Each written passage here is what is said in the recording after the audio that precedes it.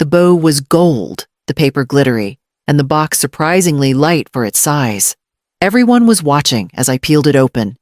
Maisie grinning, David sipping his wine, and Verna with that half smile she always wore when she thought she was being clever. Inside was a broom. Wooden handle straw bristles tied with red string. The room went quiet for a moment, confused. Then Verna laughed. "Time to fly witch," she said, raising her glass. Laughter followed.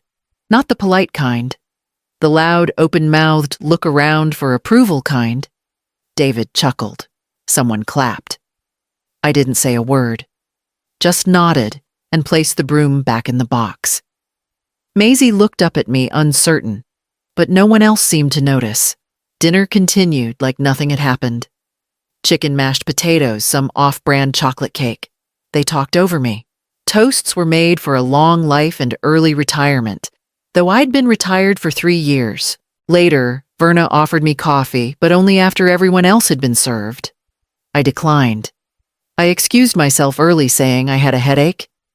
David kissed the top of my head, barely touching me. Verna just waved without looking up from her phone. In the guest room, the one that used to be my sewing room, I closed the door and pulled the suitcase from under the bed. Inside, beneath old receipts and insurance papers, was a faded blue folder. I hadn't opened it in nearly a decade. I sat down slowly, the sounds of laughter still echoing faintly through the floor. My hands didn't shake. Not this time. I opened the folder. The first page was yellowed at the corners, but the signature at the bottom was still crisp. Nolan's name. And mine. Clause 17. Hostile environment. I closed the file and laid it gently on the nightstand. The broom leaned against the wall beside the door. If they thought they'd buried me under politeness and passive jabs, they hadn't read the fine print. Tomorrow, I'd read it out loud. The day I realized I no longer had a key was the same day Verna installed the keypad. "It's safer for Maisie," she said, punching in the code quickly, shielding it from me like I was a stranger on the street. "Too many people know where we live." I smiled. Said nothing, but I had been the one who bought this house. The title was still in my name, buried inside a folder in a drawer they didn't know existed. A week later, my cedar chest vanished. Verna said they needed the space. The contents, wedding photos. Nolan's cufflinks, the quilt I'd started after he passed, were neatly packed into a cardboard box marked storage and placed in the garage. I found it while looking for my gardening shears, which had also disappeared. Guest rooms aren't for clutter, Verna had said. David didn't say much these days. Not since he started working full-time at Verna's brother's firm. His eyes skipped past mine at dinner, like making contact might make him accountable. One Sunday, I tried to invite an old friend, Elaine, from my book club. Verna shut it down quickly. "It's just, this isn't really your space to host." "You know," she said, with that same rehearsed smile she wore at my birthday. I nodded. Even coffee became a negotiation. I was told to label anything I bought and to check before brewing, because Verna's sister had left some expensive beans and didn't want me touching them. But each quarter I still paid the property tax. The email came to me, not them.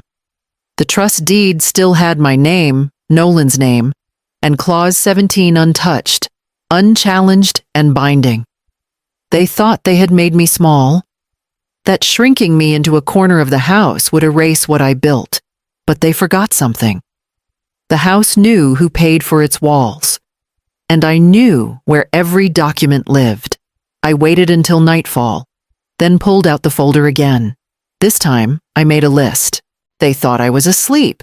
The walls in this house are thinner than they think, especially the one that separates the guest room from the hallway. I'd left my door cracked open because the room gets stuffy at night. That's all it took. "I think it's time we bring up assisted living." Verna said, her voice hushed, but clear. "She's taking up space. Maisie's getting older. We could use that room." There was a pause. "I don't know," David said low. "She's still sharp. Doesn't seem fair." "David," Verna snapped, "you told me we'd have the whole house eventually." You signed the trust. You said I didn't hear the rest. I didn't need to. The brochures they left on the dining table later that week confirmed everything. That night, Maisie climbed into bed beside me with her stuffed rabbit. Mommy said this will be my playroom soon, she whispered. But I don't want you to go, Grandma. I kissed the top of her head. I'm not going anywhere, sweetheart. She nodded, like she believed me. Fell asleep under my arm. I waited until I heard Verna's bedroom door close. Then I slipped out of bed and opened the drawer again. The folder was still there. I held it like something sacred. Julian Knox's business card was tucked inside just as I left it years ago. The corners had curled, but the number hadn't changed. I picked up the phone, paused for a breath, then dialed. Julian. It's Merelda Vaughn. I need to revisit Clause 17. He didn't ask why. He said, come by tomorrow. Bring the trust file. I hung up and looked around the room. The boxes, the chair no one ever sat in, the broom still leaning in the corner. They wanted me gone. They had already erased me from family photos, dinner conversations, and keypads. Now they wanted my bed too. Fine. I wouldn't fight them for the room. I'd take back the house. Julian was older now, with deeper lines around his eyes and a slight tremor in his fingers. But he still remembered Nolan. He always brought donuts to our meetings, he said, flipping through the trust papers. Plain glazed. Never understood how someone could be that boring and that decent at the same time. I smiled, tight-lipped. I wasn't in the mood for nostalgia. He scanned the file, nodding slowly. Then he tapped the bottom of the second page. Here it is. Clause 17. He read aloud. In the event that the grantor experiences an environment of hostility, coercion, or disrespect, full control of property ownership may revert to the original trust holder upon written notification. Still enforceable, I asked. Absolutely. Your name never left the title. Your son signed, witnessed, notarized. This was Nolan's way of protecting you. I nodded. I had forgotten that part. Or maybe I had just chosen not to think about it. Julian pulled out a form. All we need is your signature and a courier. I'll file notice with the county by Thursday. They'll have 72 hours to vacate once it's posted. I stared at the paper. Then I signed. No hesitation. No fear. Just ink on paper. When I left his office, I felt weightless. Like the years of swallowing slights and stepping around Verna's rules had finally cleared from my chest. Back home, no one noticed I'd been gone. Verna was on the phone, pacing the kitchen. David sat on the couch, eyes locked on the television. Maisie waved from the floor, surrounded by Legos. I smiled at her, then walked quietly back to my room. My room for now. I packed only what mattered: the quilt, my wedding ring, the photos from, before the silence began. I didn't take much. I wouldn't need a suitcase when I took everything back. The broom still stood by the door. I left it there. Let it watch. By the time the notice reached them, I'd already be gone. The apartment I found was small but clean. One bedroom, a sunlit kitchen, and a porch just big enough for 2 chairs and a potted basil plant. It didn't smell like bleach or control. It smelled like my own breath. I signed the lease in cash, declined the offer to list an emergency contact, and moved in 2 days before the letter was scheduled to arrive at the house. I didn't tell anyone. Not David. Not Verna. Not even Maisie. That night in the room they had once called the guest room, I folded my last blanket, zipped up one bag, and swept the floor. I left the quilt on the bed. Let them wonder. The broom stood in the corner, mocking, unchanged. I picked it up, looked at it one last time, and propped it gently by the front door. No drama. No theatrics. Just placement. Before dawn, I slipped out the front gate with my bag. The streets were still quiet, the air soft. I didn't look back. I didn't need to. By 7 a.m., I was unpacking my dishes at the new apartment. At 10:13 a.m., Verna texted me, "Where are you? Were you out all night again?" I didn't respond. At 11:42, the courier delivered the envelope. David signed for it, inside notice of revocation of property control, per Clause 17 of the Vaughn Family Trust. 72 hours to vacate. I pictured Verna reading it, her eyebrows pulled tight. David quiet, not from shock, but from knowing this had been possible all along. Maisie wouldn't understand, not yet. But she would. Someday, when she was old enough to see the way silence can hold more strength than shouting. By noon, I was sitting on my new porch, sipping coffee from my favorite mug. The sun hit the floorboards just right. The house was mine again, and I hadn't even needed to raise my voice. Now I waited for the storm I knew would come. The voicemail came before sunrise. It was Verna, screeching, half crying, half raging. Words like unbelievable manipulative and how dare you tangled together into a static of panic. I didn't listen to it twice. David tried calling next. 3 times. No message. Just his name on the screen over and over. Then came the knock at my new door. I didn't answer. I wasn't expecting anyone, and no one I respected would show up that early unannounced. By mid-morning, the sheriff had arrived at the old house. Julian had sent the documents ahead. Everything was in order. The trust had never been dissolved. The notice was valid, legally binding, enforceable. David stood on the front porch, arms crossed, trying to stay calm. Verna paced behind him, red-faced and loud, her phone in one hand and a copy of the notice in the other. The sheriff didn't flinch. He pointed to the date and signature. "You have 72 hours, he said. Maisie stood in the doorway holding her stuffed rabbit. Her voice was soft. "Where's Grandma Verna?" Didn't answer. Just slammed the front door behind her. That same morning, I watered the basil on my porch, poured another cup of coffee, and sat down with a crossword. The silence didn't feel empty anymore. It felt earned. For the first time in years, my phone stayed still. No demands. No veiled criticisms. No passive reminders that I was merely tolerated. Just the sound of birds, the warmth of sun on my shoulder, and the knowledge that my home, was no longer a cage someone else held the key to. I didn't need to see them scramble. I didn't want revenge in the loud, ugly way. I wanted space. Peace. Control returned to where it always belonged. The calls stopped by sunset. I imagined they were packing, negotiating, deciding who to blame. I didn't care. The storm had come. Not with thunder, but with paper and silence. And tomorrow I'd walk through the front door like I used to. They were gone by the 3rd morning. I waited until the sheriff confirmed the house was clear before I returned, not out of fear, but because I wanted silence to be the first thing that greeted me. The front door creaked the same way it always had. The smell inside was still faintly citrus and floor polish, like Verna had tried to scrub the resentment out. It didn't work. Their furniture was gone. The walls bare except for Maisie's drawings, still clinging to the fridge with alphabet magnets. A crayon sun with a crooked smile. A stick-figure grandma with gray curls and a purple dress. I left them there. In the hallway, the broom still leaned where I'd left it. Same red ribbon, same smug bristles.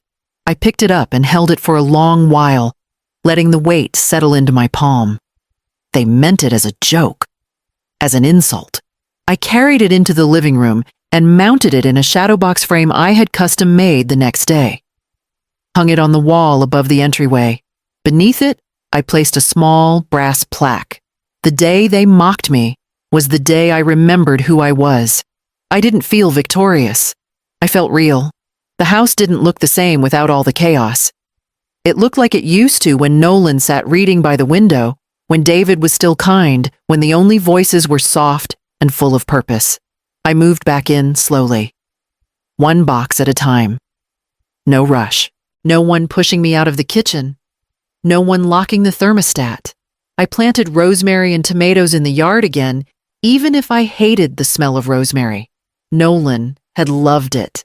Every cabinet I opened, every light switch I touched, it felt like reclaiming something invisible. And then, just as I was unpacking the last dish, I heard the soft knock on the door. Not pounding, not demanding, just a knock. I opened it, and there stood David, alone. David looked older than I remembered, though it had only been 3 weeks. His shoulder-slouched hair a little more unkempt than usual, and he held his phone like a shield he wasn't brave enough to use. "I didn't know if I should come," he said. "But Verna, we talked. We're sorry. I messed up, Mom." I didn't answer right away. I stepped aside, letting him in, but I didn't offer him coffee. He stood awkwardly in the hallway, eyes flicking up to the Broom in its new frame. I watched him swallow hard when he read the plaque. "We never meant for it to get so far," he said quietly. "I just thought you'd always be there, no matter what we did." "And you thought I'd stay quiet," I said, folding my arms.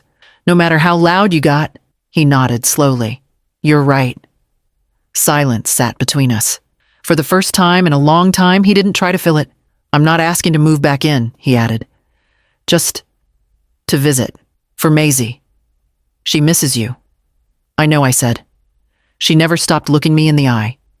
He flinched. "I don't expect forgiveness, but I'd like to earn back your trust." "Regret," I said, "isn't the same as respect." He looked at the floor. "Then teach me, please."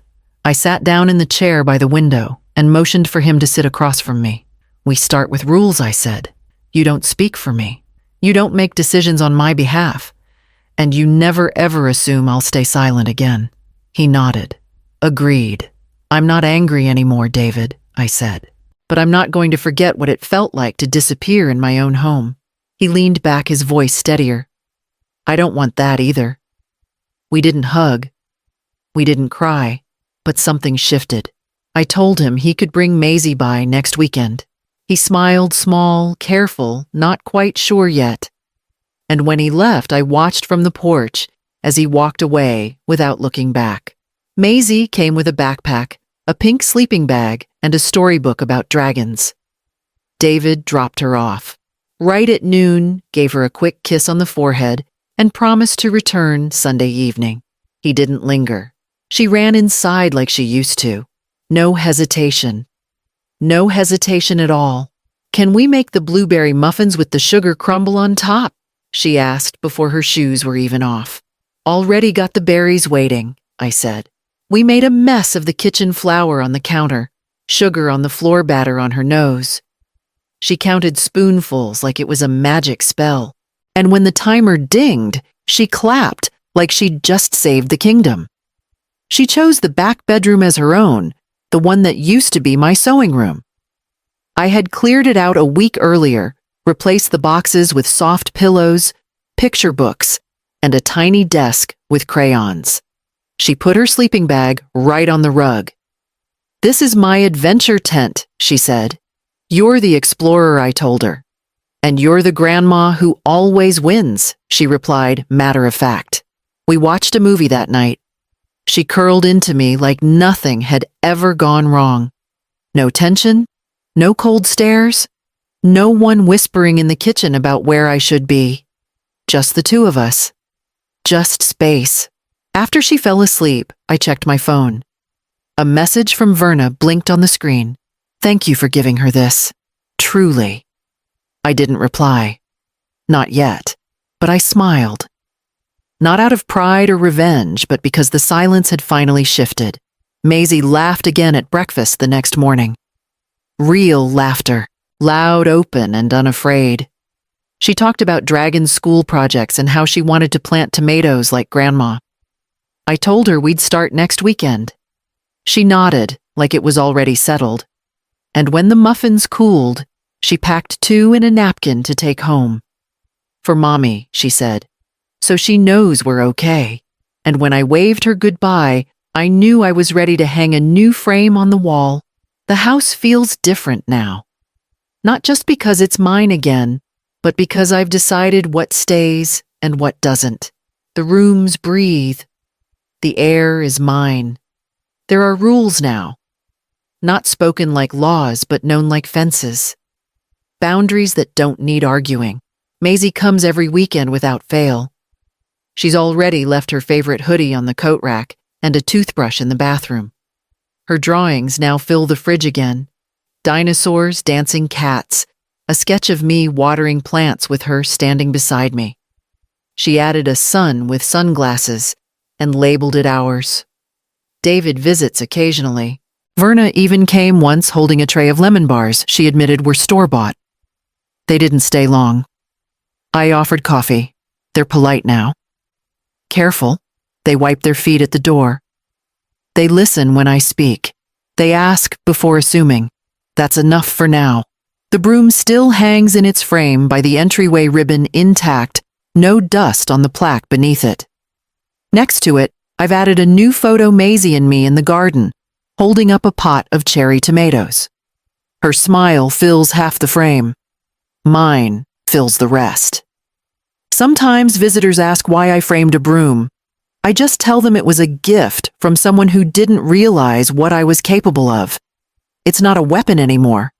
It's a reminder that I endured, that I acted, that I made space for my voice without shouting, that I didn't just take back the house, I took back the shape of my life. In the evenings, I sit on the porch with a book and a cup of coffee. Sometimes Maisie joins me braiding the stems of wildflowers she picks from the edge of the yard. Sometimes we just sit, saying nothing. I don't need loud moments anymore. They know now who I am. And if they ever forget, they'll walk past that frame again and remember who taught them how to knock.